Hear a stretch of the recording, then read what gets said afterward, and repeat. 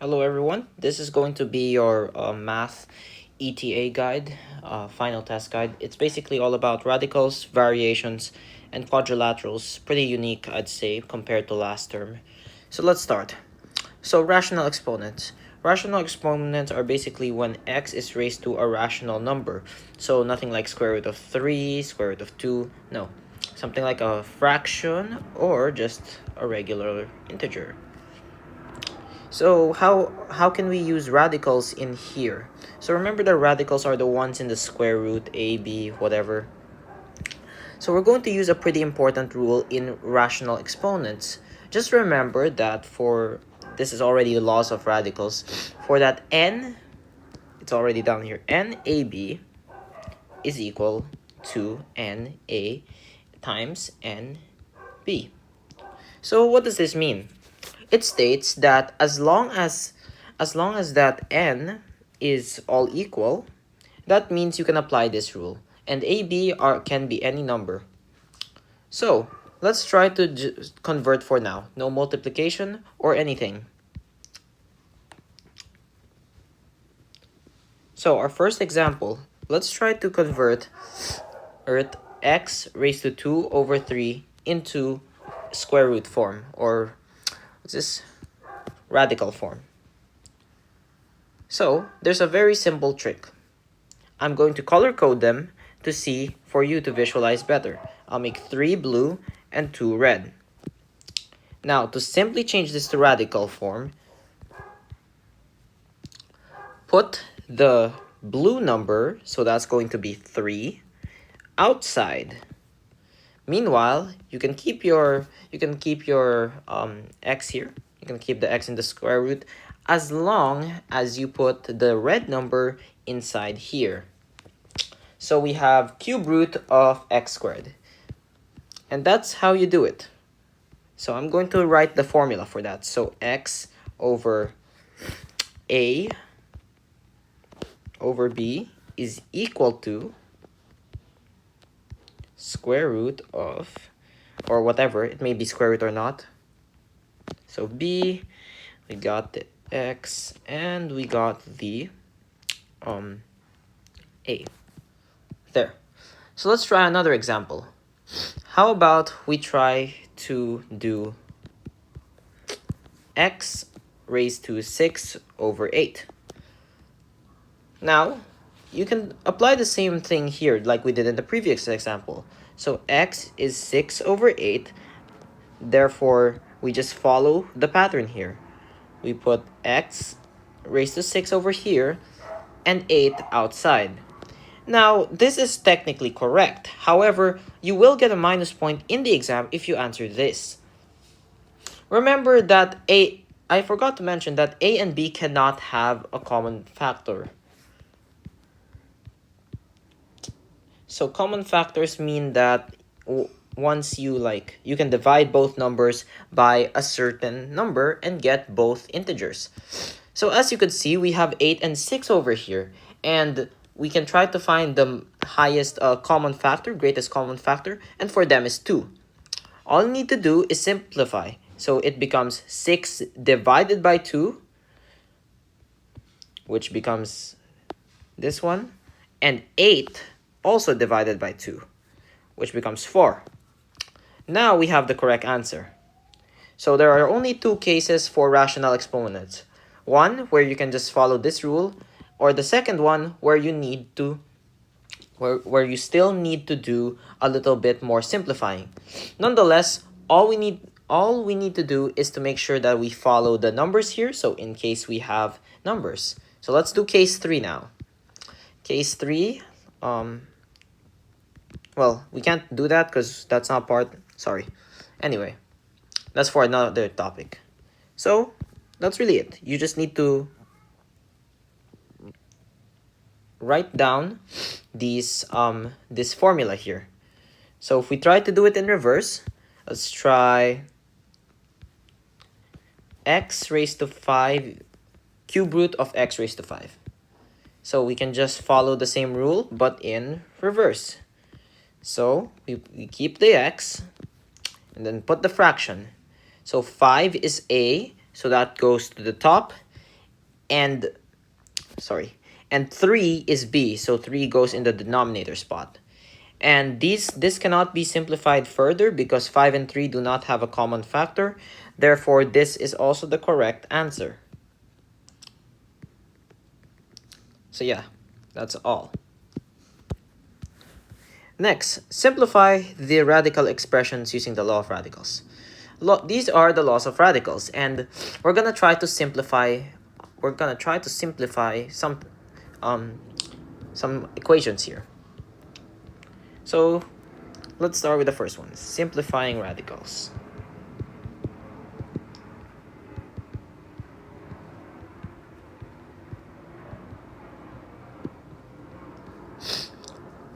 So we have to start first by knowing the laws of radicals. Here it is. I'll try to explain them. Once again, we're gonna have a review. So as long as n is equal on all these sides, you can apply these rules. So basically, n square root of ab is equal to n square root of a and n square root of b. N root of b, sorry. So n root of ab is equal to n root of a and n root of b.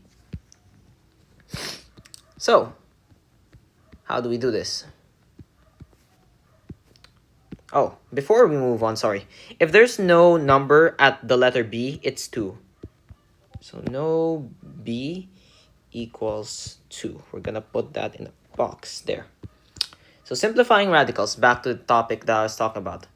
So it actually involves a division. It involves division. So we need to know or familiarize ourselves with the square roots.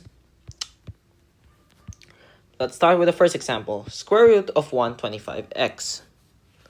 So first and foremost, we can tell that this has 25 in it. So we could try to infer that this might be a perfect square. So let's try dividing 125 by 5. Sorry, 125 divided by 25. And you do get 5. So you can, as by the law of radicals, you can separate these. So it becomes 5x and square root of 25. Remember, because 25 times 5 is 125. 25 times 5x, 125x. But then, we can still simplify this, because 5 equals square root of 25, so this becomes just 5, square root of 5x. And that's the final answer.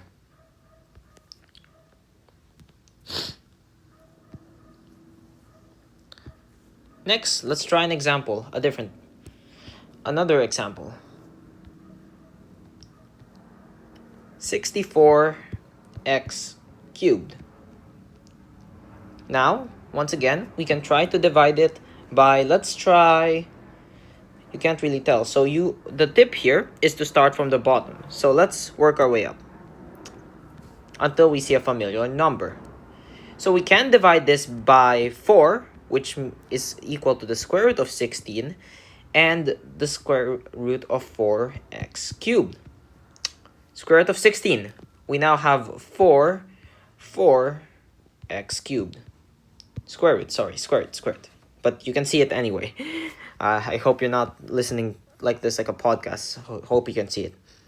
But we still have more to simplify, because 4 is, we now know, a perfect square number, which is equal to 2.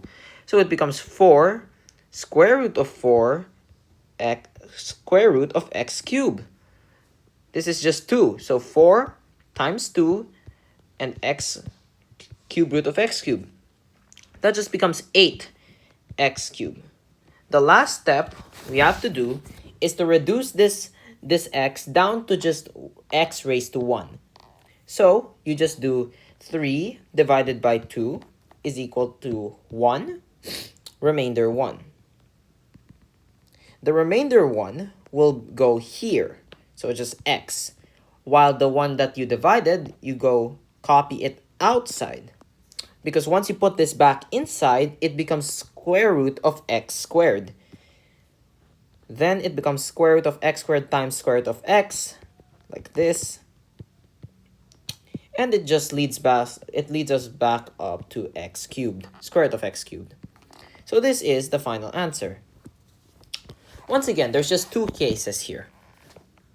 We have either we don't have to simplify the x, or there is we have to simplify the x. This is an over exaggeration, but I made it slow so that you guys can understand.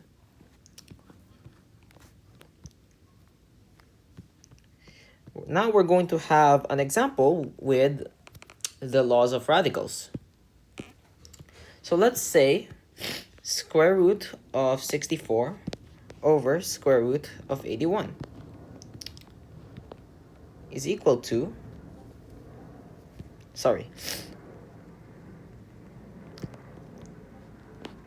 there we go. Square root of 64 is equal to 81 over 81. So once again, we can apply this law of radicals over here so that we can simplify it. I mean, remember, this is just the same n. So therefore, we can simplify this to 64, square root of 64 over square root of 81.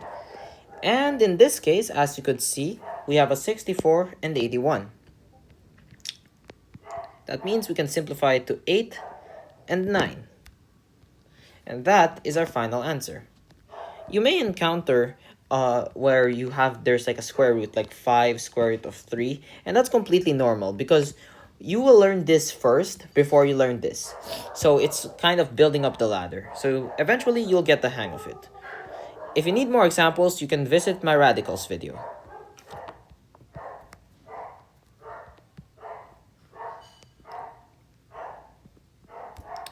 Perform operations on radical expressions.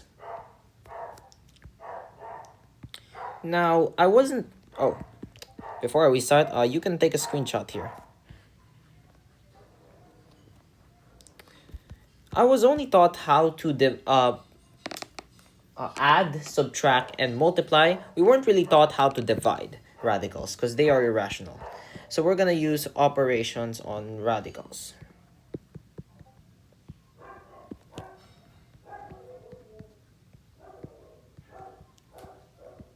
Now, it gets a little bit tricky because this is where we have to use our simplifying skills. So, remember, you can't do this. This is wrong.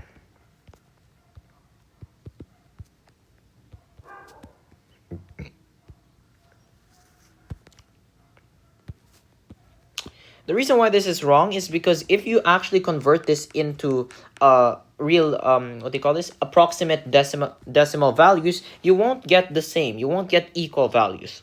Instead, it has to work something like this.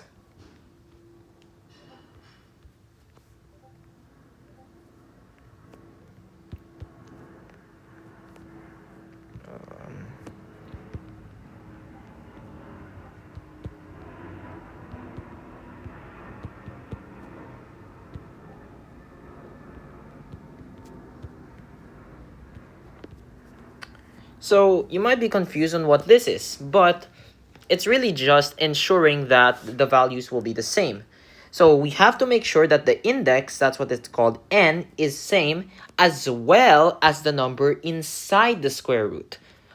Otherwise, we cannot add this, and if you get ever stuck on the test, go back to simplifying them before you panic. So let's just say they're all simplified. In this case, let's do this. So we have 5 cube root of 5 plus 4 cube root of 5 minus 7 cube root of 5.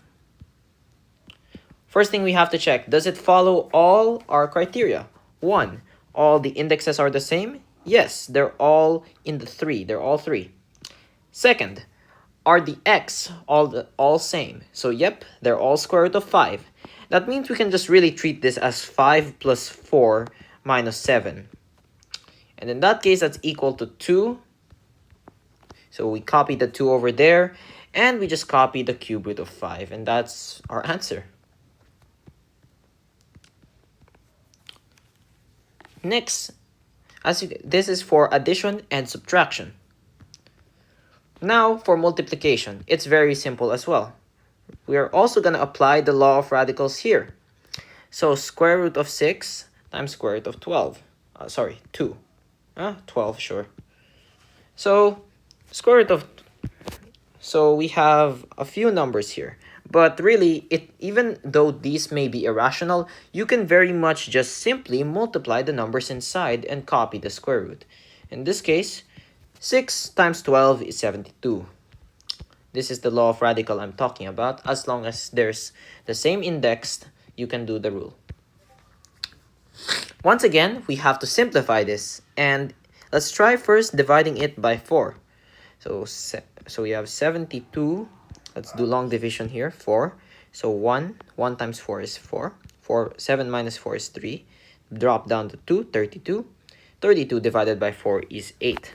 8 times 4 is 32. 32 minus 32 is 0.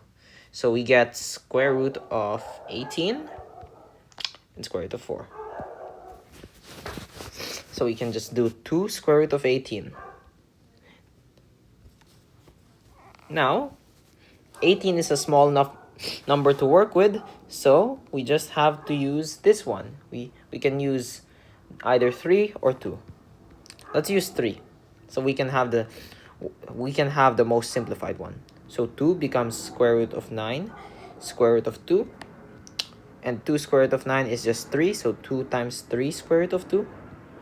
Or just 6 square root of 2. And that's the answer. So for division, it's not part of our curriculum. You don't have to worry about division of any radicals. So we are okay with that.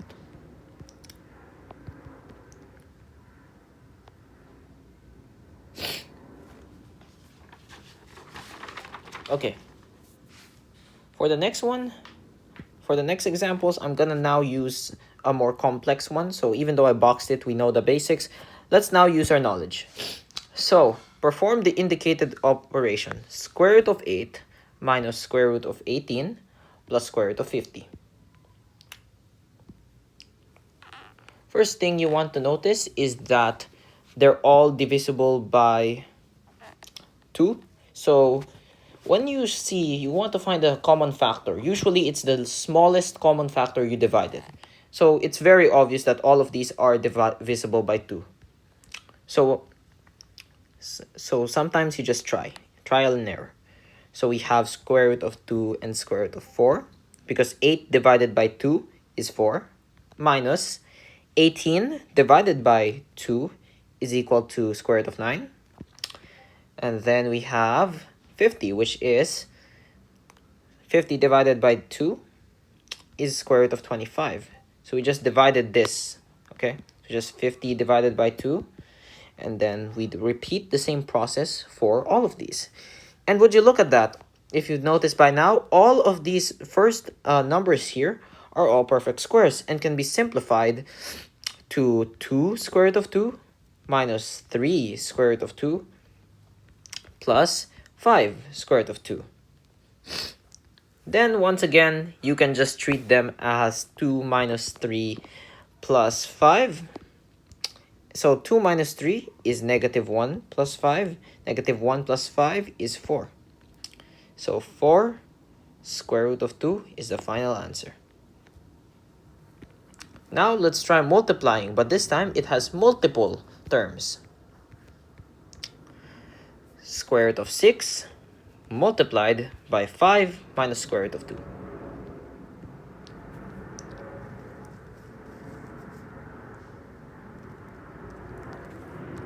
Alright, so let's do this. So square root of 6 times 5, you don't have to do anything, just put 5 square root of 6. Then 6 times negative square root of 2 is equal to negative square root of 12. However, we can still simplify the negative square root of 12 because it's divisible by 4. So it just becomes square root of 4 and square root of 3, and it becomes 2 square root of 3. Then just drop this down, 5 square root of 6, and there you go, we have our answer. So really, it's just kind of the FOIL method again, but more complex, if you remember that from grade 8. Finally, although it's not It's not included here. Weirdly enough, it isn't. We're gonna try to rationalize. So what does it mean to rationalize the denominator? Well, I'll let you screenshot. So rationalization, or rationalizing the denominator, is when you turn the denominator into a rational number. So we have some cases where we have to find the conjugate, or some cases we just need to rationalize. For example, let's take square root of 6 over square root of 3. Now, you may be wondering what's wrong with this is that square root of 3 is an irrational denominator, because square root of 3 simplified is like 1 point something something something, and that's irrational. So in this first case, we just need to multiply square root of 3, because there's no second term. If we have something like x plus square root of 3, that's where we need to deploy a different strategy. But for now, we just copy square root of 3 and square root of 3 over here. That, of course, is equal to square root of 3 times square root of 3 is just 3. And we got square root of 18. Now, square root of 18 is, as you can see, it's divisible by 9. So therefore, square root of 18 becomes square root of 9 and 2, square root of 2. Then it becomes, this one just becomes 3 square root of 2. And you can just cancel these out, actually. You can just cancel these out, which means the final answer is square root of 2. Okay. Now in case 2, it's a little bit more complex. So I'm just going to use the formula version. So I'm not going to use specific numbers. I'll try to use very small numbers. So let's try to rationalize 2 over square root of x plus square root of 3. Now, you might be wondering, can we just multiply, do the same thing? We just copy the plus here? Not quite. If we do so, we'll have an extra product, and we will actually change the value of the denominator. To do that, we must find the conjugate. And it's very simple. Copy the equation, or the numbers, and just change the plus to minus, and vice versa. Once again, copy the top here, and multiply as usual. Now, square root of x times square root of x is just x. Okay. And then we can just do, now these two terms, the ones I'm drawing lines over, will be cancelled out, so we can skip them. So really, you just need to multiply this one and this one. So positive square root of 3 times negative square root of 3 is just going to be x minus 3. Meanwhile, at the top, 2 times square root of x is just 2 square root of x minus 2 times square root of 3, so that's 2 square root of 3. Simplify if needed. I've already discussed that, so this is just going to be our answer here.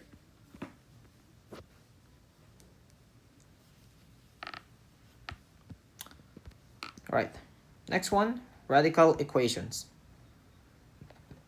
This is, for me, it's the hardest, but we can also deploy another method here. Take, for example, square root of x plus 4 is equal to 4. Now, you might be wondering, how can we solve this? Well, we can simply square both sides.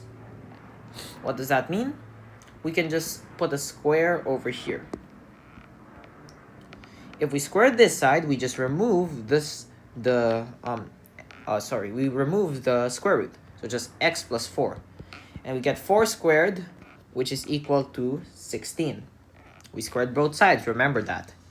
And now we can just use our good old transposing method. So it becomes x equals 16 minus 4. And x is equal to 12. Oh, what the heck happened there? Okay, 12. Let's try another example. 5x minus 4 is equal to 6. Let's deploy the same strategy again. Square both sides, so it becomes 5x minus 4 equals 6 squared, which is just 36.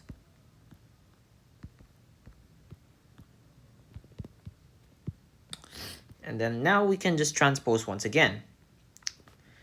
5x is equal to 36 plus 4. We transposed.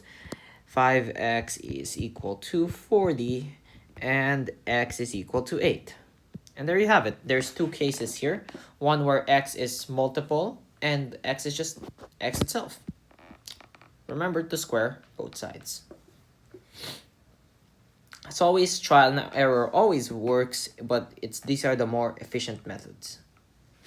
So this is just the equations, and we are gonna move on to the final topic involving radicals.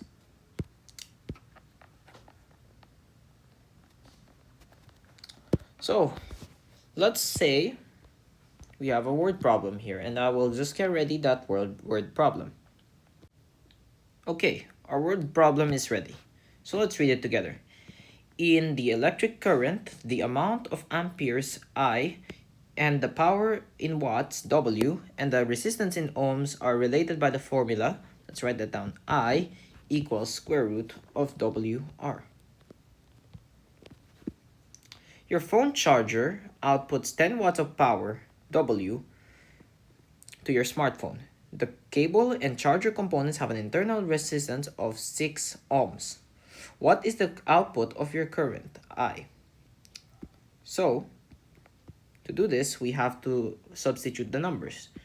So right now we have 10 watts of power and 6 internal resistance. We have this. And what you probably don't know about, despite the square root being there, you can still simplify it to square root of 5 over 3. And then we just convert it, right? So it becomes square root of 5 over square root of 3. Now this answer is technically correct. But as you could see, once again, square root of 3 is an irrational denominator. And I actually got this wrong because I forgot to rationalize. So make sure your answers are always rationalized. So we're going to do the technique again. So we have 5 square root of 5 times square root of 3 is just square root of 15. And square root of 3 times square root of 3 is just 3. And this is the final answer. I wanted to actually give you guys more problems. I'll insert that if I get the time. But for now, I hope you get the gist. And I'm really making sure I cover everything. Yeah, it's getting late. A little late at least. So yeah, that's all for radicals. And yeah, so far you're doing good. Good. Let's keep going. Our next topic is variations. I'll be back in a bit. So our next unit that we'll be covering for today is going to be variations. So before we start, we're going to have to deal with 3 very important, not really, at least 4 important things. Remember that the constant of variation is always k.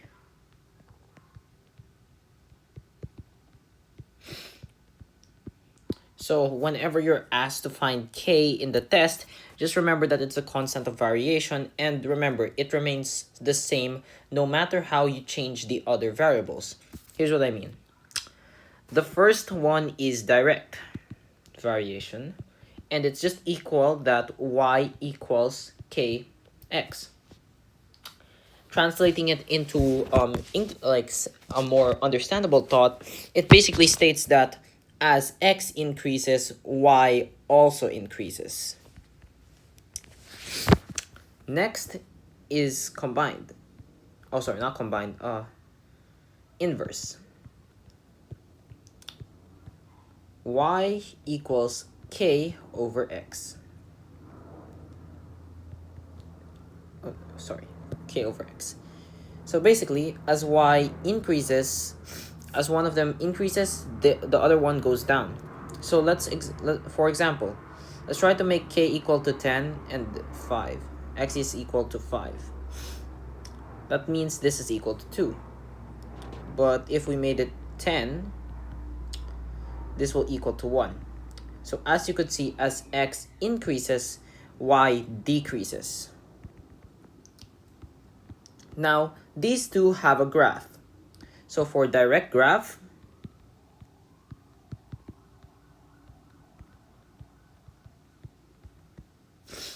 it's going to look something like this. So you'll have your 0, 0 over there, and it'll look something a little bit like this. Remember, if you want a direct graph, it must pass by 0, 0. I'll need to highlight this in red because it might be easy to get confused. This red line is a direct graph, but this blue line, which is parallel to the red line, is not, because of the sole reason that it does not pass by 0, 0. Meanwhile, for inverse variation, it's very easy.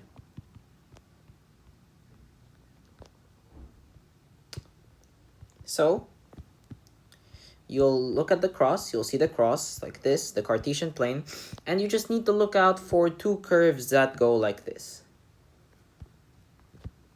And that's it. You don't, anything else you can ignore because there's no graph for those. Now I'll continue with the, kind of interrupted by using the graphs there, but we could now start with the third variation, which is joint. Oops. So joint variation is almost the same as direct, but instead of we just have y equals kx, there's usually another letter. Let's use z. And lastly, we have the most confusing, that is combined. And it's equal to y equals kx over z. So we're going to check what happens here on the combined, because this is very confusing. But I'll prepare 4 word problems that I can use as examples, so that we can visualize each and every aspect of this. All right. In order to eliminate this point where there's these situations that involve following variations, so the 4 different variations, and to solve problems involving variation, I decided to merge these 2 objectives together, and I have made or have taken some of these problems from my test papers or from previous tasks. So let's start. First, we have the direct. So the sales of slime, S, is directly proportional excuse me, sorry, is directly proportional to the quantity of slime sold, Q, KQ. So if 11 slimes, so 11, yielded a total sales volume, of 1,100. Oh, sorry, I mixed up the numbers. 1,100 is equal to 11K. How much slime would have been sold if the sales volume was 2,000 pesos instead? So by converting the text to an equation, we get that S equals K times Q, and 1,100 is equal to 11K. We simply just have to divide both sides by 11. This results in 100 equals K. Now, we just needed to apply. What would the sales volume would be 2,000. And we know that K is equal to 100. And we don't know Q in this scenario. So once again, we do the same logic by dividing both sides by 100.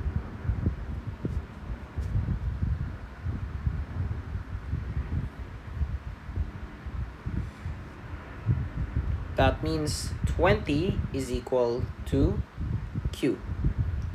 Therefore, 20 slimes are needed to be sold for the sales volume to be 2,000 pesos. Okay, so our next problem would be this one. The amount of people advertising varies inversely as the time interval between sales. In a group, we have 2 students who went around the sports pavilion to advertise and got a customer every 6 minutes. So let's do the first statement here. Sorry, that's an eraser. The first statement here, this one, to a text. We know that this is a inverse variation, so let's put inverse. So we have the amount of people it takes is inversely proportional to the amount of people advertising is inversely proportional to the time interval of sales. So our given is that 2 people went through the sports pavilion and got a sale every 6 minutes, thus we don't know K. So we just need to do K equals P times T, so PT, and that's K equals to 12. 6, so we just multiply this and this to get this. So now that we know that what K is, we have to now understand how much time what's the time interval now if we have 3 students. So we now have 3 students. We don't know how much time it will take, but we do know that the constant of variation is 12. So 12 over something is equal to 3. To find T, we just do K over P. Yep, K over P is equal to T. 12 over 3 is equal to 4. Therefore, 4 minutes is the answer. Okay. Good. Okay. So the next one is going to be a joint variation. Just a quick disclaimer that this one has been modified because we were originally going to use pi, but we decided to change instead. So we know that the volume, there's no given letter, so I'll just make up my own. The volume of a right cylinder varies jointly with the square of its radius, so r squared, radius squared, and its height, so just h. Make sure to put k. If the height, when the radius is 2 cm and the height is 6 cm, the volume is 72 cm cubed. Let's try to work our way there. So the radius is 2 cm. So r equals 2. R squared is 2 times 2, therefore that's 4. So we can put 72 here. Then we put the height, which is 6. 4 times 6 is equal to 24k. Divide both sides by 24 to get k. We get that 3 is equal to k. We now know what k is. Therefore, let's actually make up another one, okay? So what happens if what is the volume of this right cylinder if the radius is equal to 4 cm and the height is equal to 6 cm? Now that we know k, we can apply the same formula again.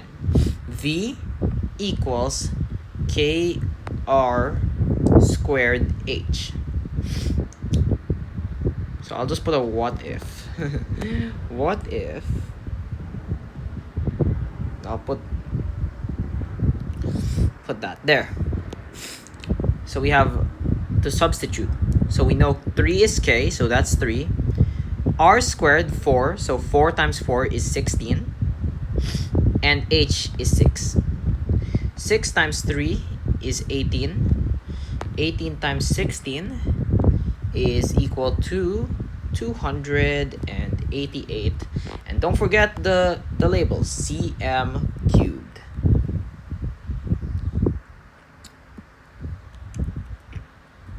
So far, what have we realized here? So direct is the easiest, and you can almost apply anything in your life to make it a direct. Inverse is a little bit more tricky, but just think of something that accelerates. So just think of something that the time decreases the more you spend something. For joint, the easiest way to go about it is it's really just either an area of a rectangle or a square or any type of volume. Now, combined is probably my least favorite here. Okay, so the amount of time spent preparing single bob cards, T, is directly proportional to the amount of cards, C. So KC. Then it's inversely proportional to the amount of people preparing cards, that's P. So this is our equation here. We know that it takes time is equal to 72 minutes for 4 people, so that's P, to prepare 144 cards, that's C. How much time will it take for 5 people to prepare 100 cards? Substituting the values first, we get 72 is equal to 144 over 4. Sorry, 144k. So what I do first is that we multiply. I'm gonna try to multiply this, okay? So 72 times 4. Let's multiply both sides by 4. Hold on, wait. I need to check. Okay, my apologies there. That was a little tricky, but basically we have to do P times T over C to get K. It's a little tricky, guys. I apologize. So that means persons, which is 4, times amount of time, that's 72. So 72 times 4 is 288, all over the amount of cards, C, which is 144. Simplifying this, it's actually just 2. So K is equal to 2. Now we can solve for the next part. How long will it take for 5 people to prepare 100 cards? So we know K, we know the time, we don't know the time.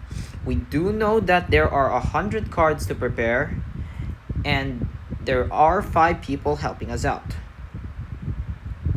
So using the same equation here, we get T is equal to, we have K times C, so that's just 2 times 100 all over 5. Then we do T is equal to 200 over 5. Divide this, and this will be equal to 40. Therefore, 40 minutes. Yep, 40 minutes. So it's really tricky to find a combined example, but it's really all what we can do. It's very complex, and I suggest you search examples online. This is how I ended up with this example here for our task.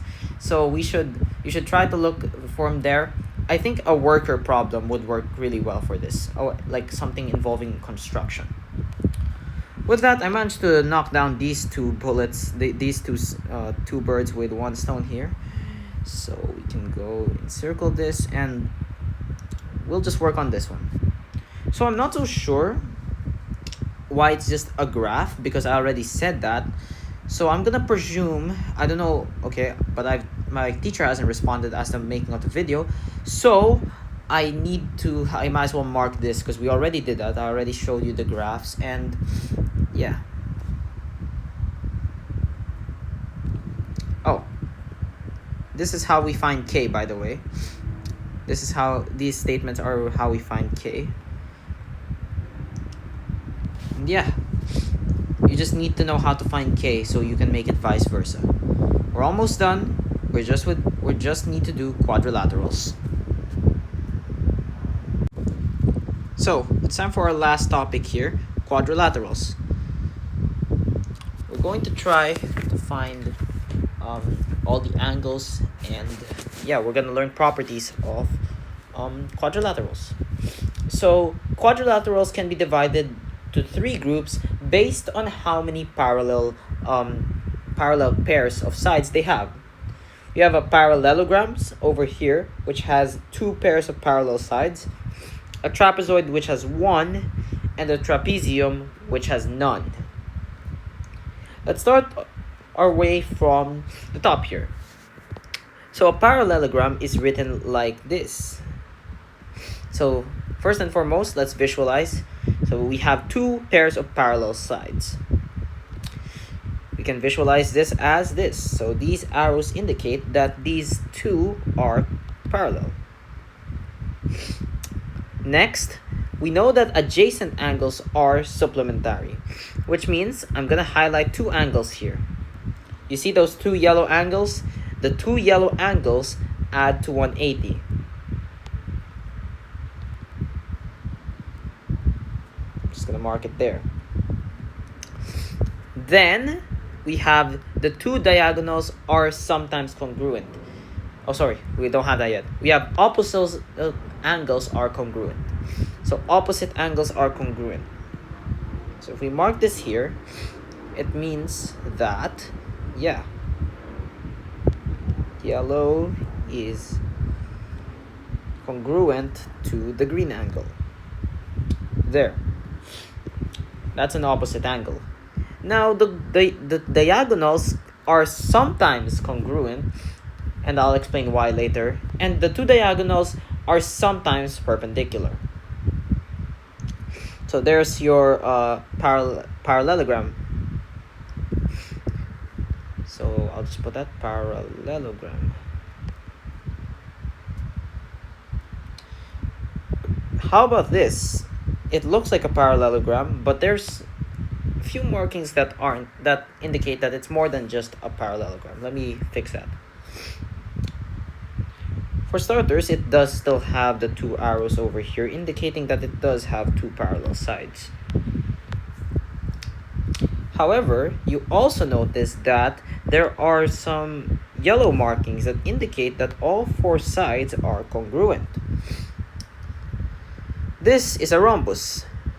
So all sides are equal length.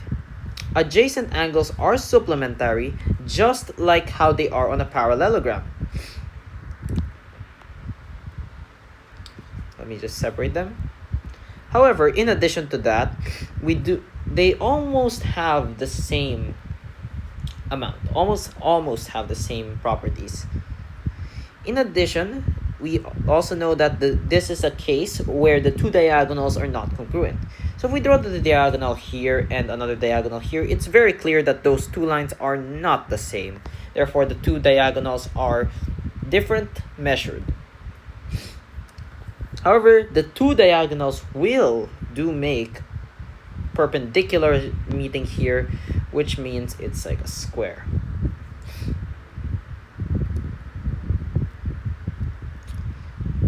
Lastly, diagonals do bisect these angles. So we have this angle over here, and if we draw the diagonal properly, at least, it should bisect this angle into two different equal angles. Same thing over here. So with that, we now know what this is called. It's called a rhombus.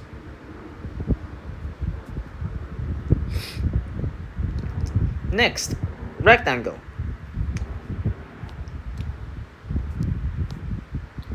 So once again, two parallel sides over here. But what we also know is that the two angles these are all 90-degree angles. They're all equal. However, unlike the rhombus, the diagonals are congruent. Yep, they are congruent.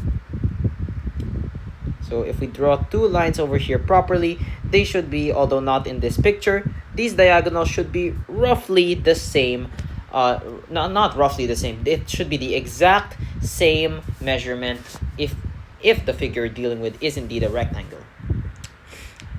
However, these do not bisect, so this line will not cut these two angles here and here to 45, 45.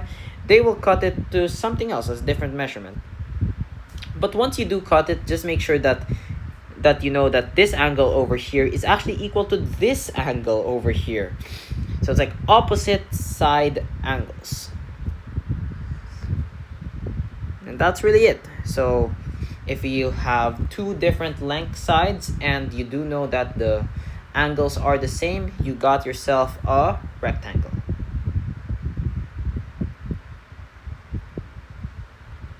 But what if we combine the properties of a rhombus and rectangle to get this shape? This shape functions like a rhombus. It functions also like a rectangle. So what is this? Well, this one's a square. All angles and sides as well as the diagonals are equal. The diagonals also do make perpendicular lines as well. So as you can see here, the diagonals are perpendicular and congruent. All sides and angles are congruent, and the diagonals do bisect the angles. Kind of forgot the trapezoid here, but like all we really need to do is that in an isosceles trapezoid there are two pairs of equal lines here, this one and this one. And first and foremost, these opposite angles are now supplementary, which means they add up to 180 degrees. And this time adjacent angles like this, which are two angles right next to each other, are congruent. This is only for isosceles trapezoid. Now let's move on to the kite. As we could see, there's one pair of congruent angles. There are two pairs of congruent sides as marked here. The diagonals do bisect each other. Oh, sorry. Yes, they do. But the diagonals are no means congruent, but they are, as I there see, perpendicular. They are perpendicular. So we now know all of the properties and how to draw all of these shapes. What do we do now? Well, let's do a little bit of calculations. Recording glitch there, but let's consider this rhombus CAKE.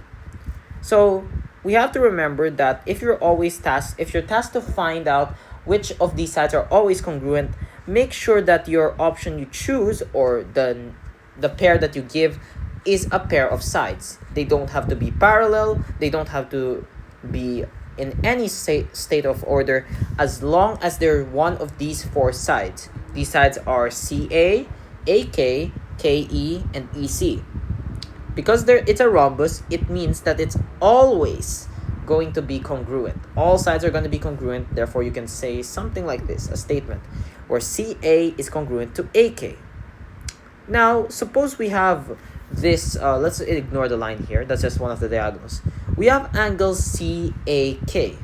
What property can we use to find the value of angle ACE, which is marked here? Let's review. Remember that a rhombus have adjacent angles are supplementary, which means that these two angles will become 180. Therefore, 180 minus 30 is equal to 150. And therefore, ACE is equal to 150 degrees.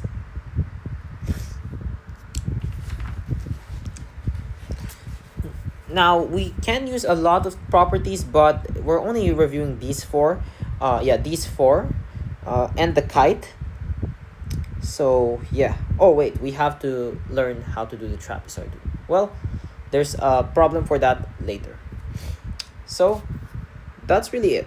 Just remember these rules that I've stated. You can screenshot this if you want, or you can ask me for a digital copy. I'll try to make this more high resolution. Just remember all of these rules, or just go with your intuition, really. Most of the time, you can just check it and be 99% sure that it's congruent. So, what makes these, a parallelogram. So let's determine the conditions that make quadrilaterals a parallelogram. That means they have two parallel pairs, parallel sides, whatever. But there's like two parallel pairs of sides here. Trapezoid has one and trapezium has none. So remember that a parallelogram can be any of these or can just be none of those and just be called a parallelogram, and you're good to go. The kite, well, just remember this. So we have already marked down that one. So these two are technically correlated to each other. I will give my sample problems now. These are taken from, I believe, my test. Yeah, so let's just erase this. So for problem number 1, given that a parallelogram labeled love has these measurements, find the following. So let's draw this one. We have L, O, V, and E. It looks like angle O has a marking that says 3x plus 14 degrees. And the other angle L has a marking of x plus 6. Now, I did forget to... Oh, I didn't. Well, yeah. So parallelogram. What can we define from these angles? Well, these two angles are adjacent angles. And adjacent angles in parallelograms are supplementary or sum up to 180 degrees. So let's take the calculations. X plus 6 plus 3x plus 14. Let's sum up like terms. That's 4x plus 20 is equal to 180. Transposing, we get 4x equals 180 minus 20. 4x is equal to 160. X is equal to 40 degrees. But we do have x now. What can we do? Well, we need to find the measure of both angles. So we have just x over here. So this is 40 plus 6, which means angle L is 46. We can either solve for x using the given value or use the supplementary rule to solve it. 180 minus 46 is equal to 134 degrees because these two are supplementary and adjacent. Therefore, we can presume that since this is a parallelogram. And there you go. We now know the value of x and we found the two important angles, the value of these two important angles. So this also means that angle V is 46 and this is angle E is also 134 because once again opposite angles in parallelograms are congruent. Right. Good so far. Now let's go with area. So a rectangle labeled more has these following labels: 7 cm and 2x cm, as well as x plus 4 cm. So we know that these two lines in rectangles, these two lines MO and RE are congruent. Therefore, MO is congruent to RE. Therefore, 2x is equal to x plus 4. 2x minus x is equal to 4. X is equal to 4. All right. Now that we know the value of x, let's redraw the rectangle, but just substitute the values. X is equal to 4. Therefore, this is equal to 8. 2x is equal to 8. Copy this measurement on the bottom side because we know that those two are congruent. And since we have 7 centimeter here, 7 and 7. Now, if you're asked to find the area, multiply the length times width. So 8 times 7 is equal to 56 cm squared. Or if you're asked to find the perimeter, just sum up all the numbers around it. So that's going to be 8 plus 8 plus 7 plus 7 is equal to 30 centimeters. So that's gonna be area, perimeter.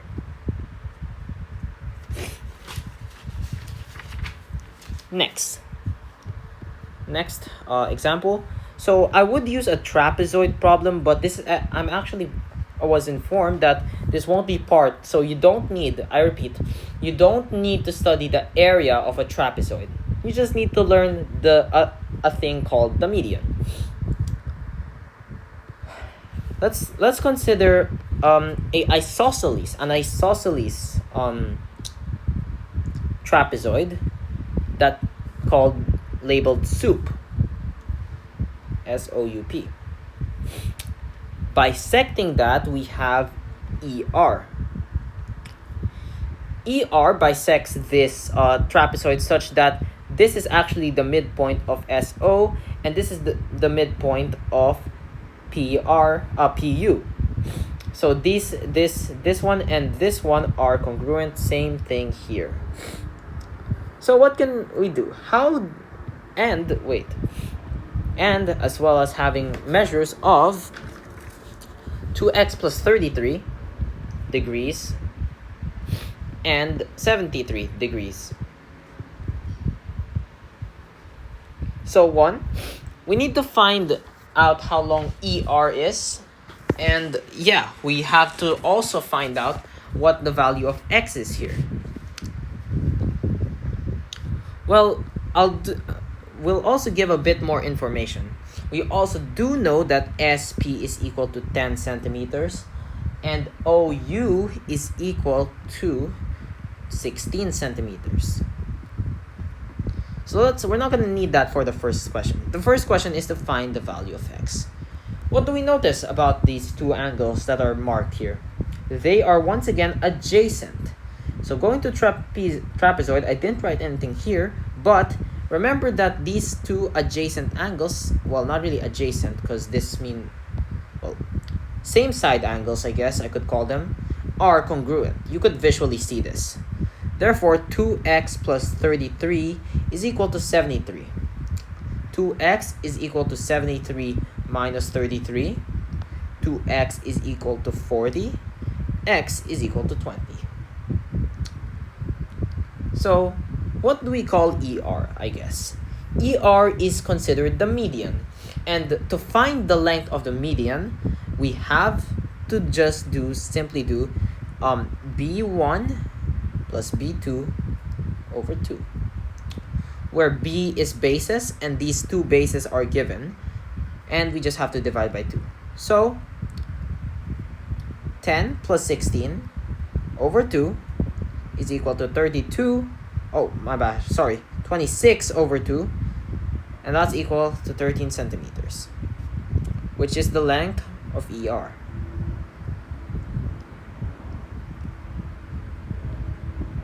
Lastly, we're gonna need to find the area of a kite.